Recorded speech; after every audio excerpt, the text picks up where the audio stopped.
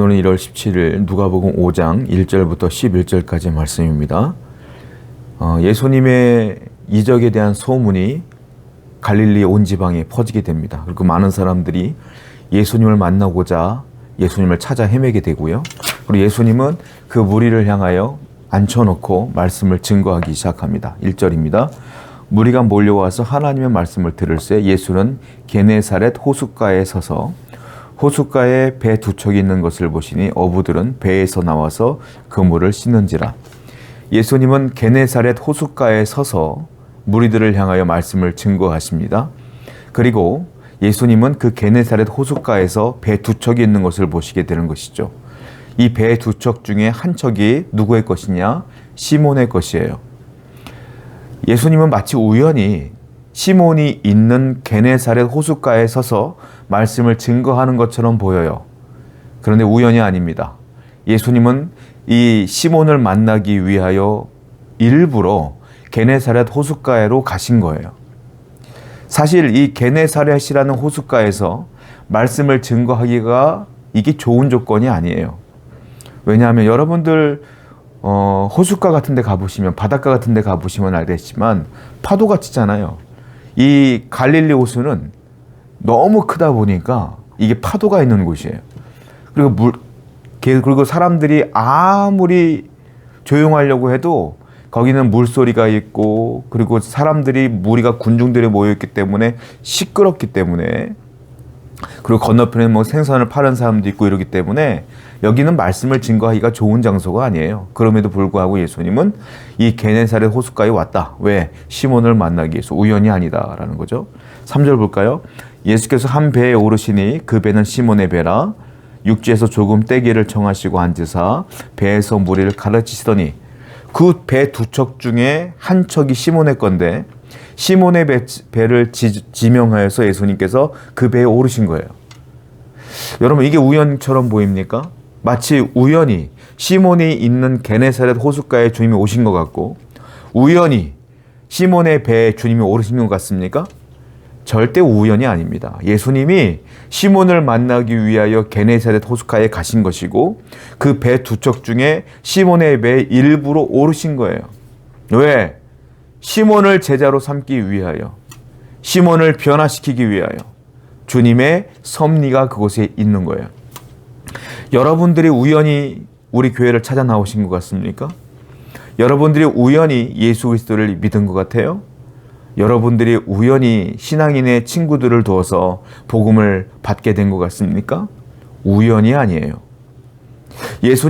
하나님은 여러분들 그 수많은 사람들 가운데 고르시고 선택하여 주셔서 여러분들이 이 복음을 받아들이게 하기 위하여 사람들을 붙여주셨고 환경을 바꿔주셨고 여러분들 마음을 변화시킨 것입니다.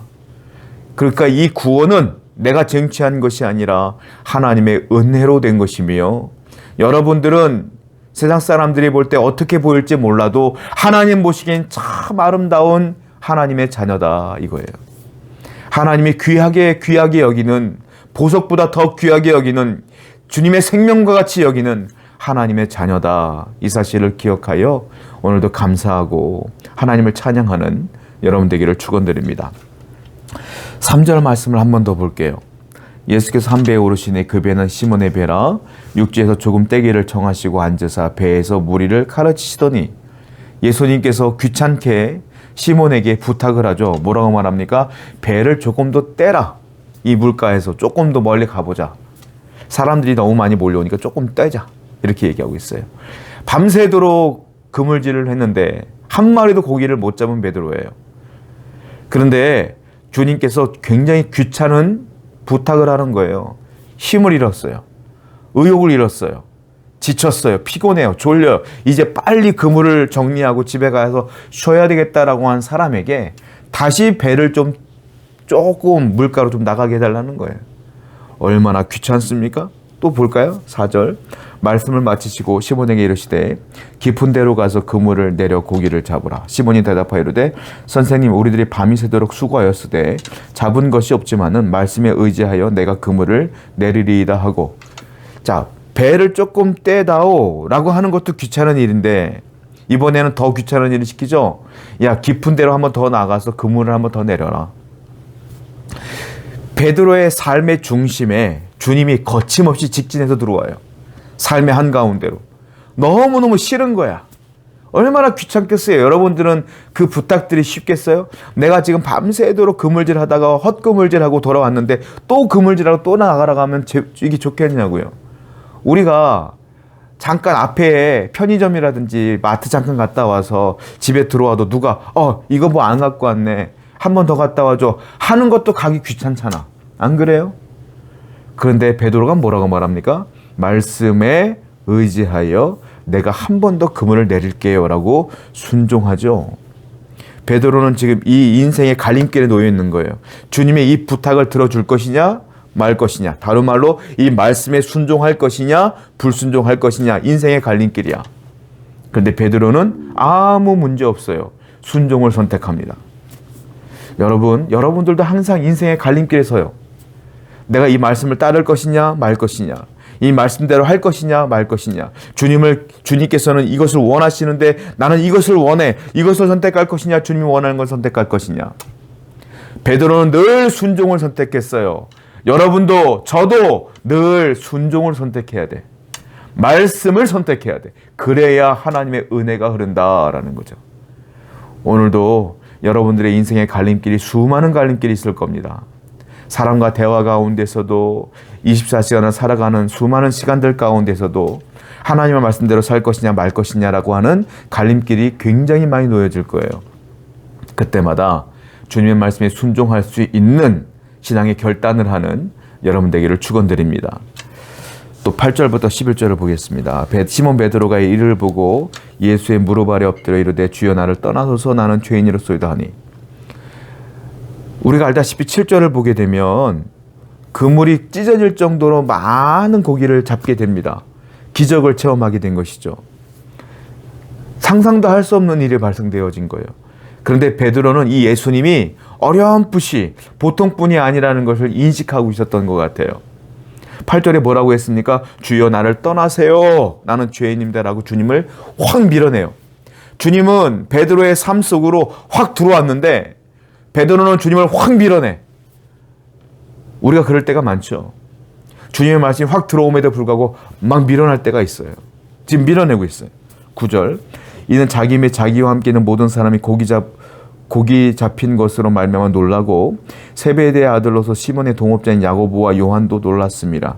예수께서 시몬에게 이르시되 무서워하지 말라, 이제후로는 네가 사람을 취하리라 하시니 그들이 베드로를 육지에 대고 모든 것을 버려두고 예수를 따르느니라. 확 밀었어요, 베드로가. 그런데 주님이 밀려나질 않아. 어떻게 하는지 아십니까?